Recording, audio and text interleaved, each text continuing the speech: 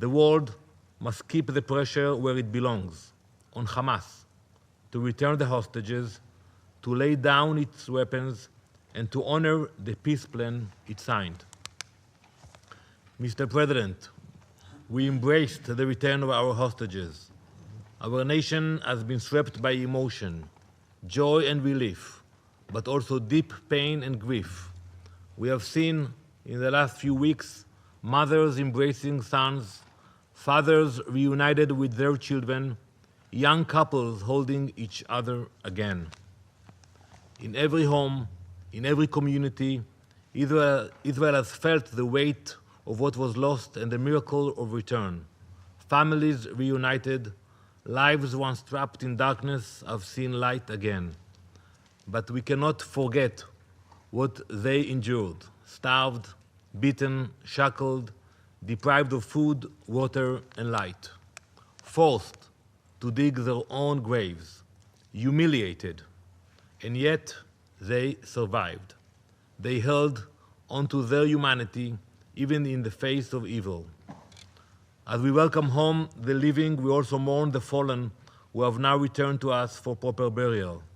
They remind the world that Hamas's cruelty knows no borders, no faith, no mercy.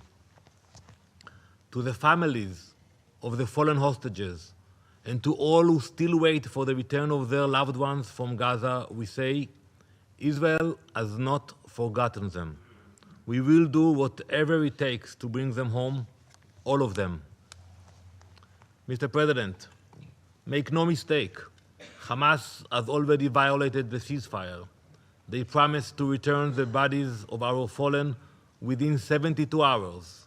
Yet still today, more than 300 hours after the ceasefire began, 13 fallen hostages remain in captivity. Hamas lied at the negotiating table, and they lied still to us, to the negotiators, and to the entire world. They know exactly, and we know that they know, where our fallen are. They simply refuse to act. This is not a matter of logistics. It is a calculated cruelty, psychological warfare designed to inflict pain and to buy time. Let me be clear, our fallen hostages will be brought home by diplomacy, if possible, by other means, if necessary. It should come as no surprise that the same hands that refuse to return our dead are the ones that still pull the trigger. Just 9 days into the ceasefire, Hamas terrorists opened fire in an IDF-controlled area, killing 2 Israeli soldiers and seriously injuring many others. These are not allegations, they are facts. Yet, as Hamas violates the ceasefire, too many look away. There is no clearer example than the outrageous and false moral equivalence drawn in recent weeks, and I'm sure we will hear it today. We have heard commentators, diplomats, even world leaders equate the release of innocent hostages with the release of convicted terrorists.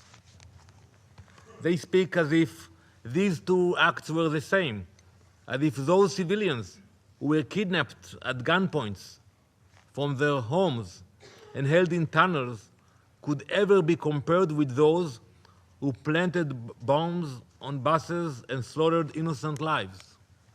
To bring our people home, Israel made choices no country should ever have to make. We released those jailed for murder, terror, and kidnapping. Let me give you a few examples from those who were released. Imad Kawasme, he planted a bomb on a Beersheba bus and killed 16 innocent people. Muhammad Aref Sama, who helped murder 23 civilians in Jerusalem, and many more. Yet some still try to blur the line between victims and their attackers. Let me be clear, hostages are not criminals. There can be no moral equivalence, none. In Israel, families cried with joy as loved ones came home after years in darkness.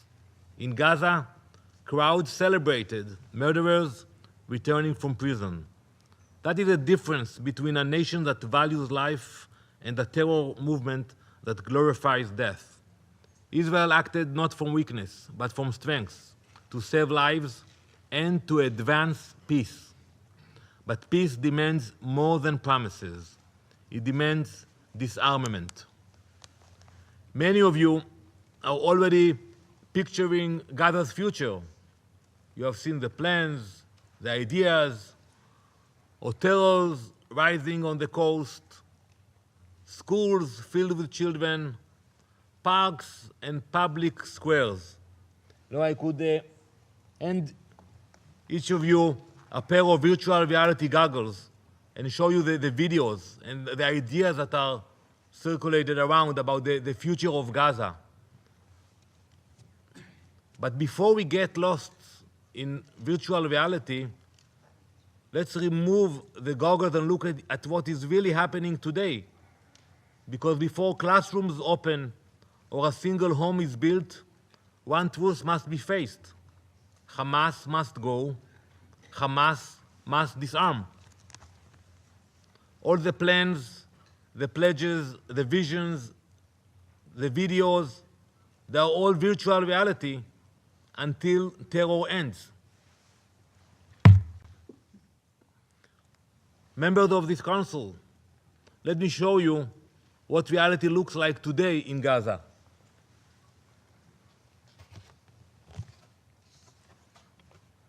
This image was taken in the Sabra neighborhood in Gaza City on the 15th of October, just after the ceasefire began. Hamas gunmen emerged from their tunnels, clean uniforms, full stomachs, armed and organized. Almost immediately, they turned their guns on their own people. They attacked men, women, and children, hunted rivals, and carried out public executions. No evidence, no trial, just terror. And from the UN, silence. No condemnation, no accountability, no emergency session. That silence is dangerous. It emboldens Hamas. They walk the same path as ISIS, with the same brutality and the same contempt for human life. How can there be a future for Gaza while its people still live under fear? That is why disarmament is not only a security demand, it is a moral duty. Mr. President, peace cannot coexist with terror. The peace plan before us is an opportunity. But opportunity alone is not enough. We must act now to ensure Hamas is disarmed, not only with statements, with action, with pressure, with resolve. Hamas still sits on a deadly stockpile: assault and sniper rifles, RPGs, rocket launchers, anti-tank missiles like the Cornet. Beneath Gaza, their factories hum, their tunnels run deep. Disarmament means more than words. It means those weapons surrendered, the tunnels sealed, the factories shut down. It means dismantling Hamas's entire war machine, every command post, every weapons line, every tunnel. True disarmament strips Hamas of power itself, its ability to plan, to arm, to strike. Members of this council, blueprints and promises of reconstruction will not stop bullets. Only real disarmament will. Now is the moment to turn words into pressure and hopefully pressure into peace. Last week, the Jewish people celebrated Simchat Torah, a holiday that marks the conclusion of the annual reading cycle of our Bible, the Torah, and the beginning of a new cycle. Every year we read the same chapters. As we open the first chapter, Bereshit, the book of Genesis, we return to the moment creation began, and I quote, "And God saw the light, that it was good, and God divided the light from the darkness." Before creation came order. Before life began, chaos had to end. God separated light from darkness, bringing clarity, structure, and peace. So it must be now. Before Gaza can be rebuilt, terror must be removed.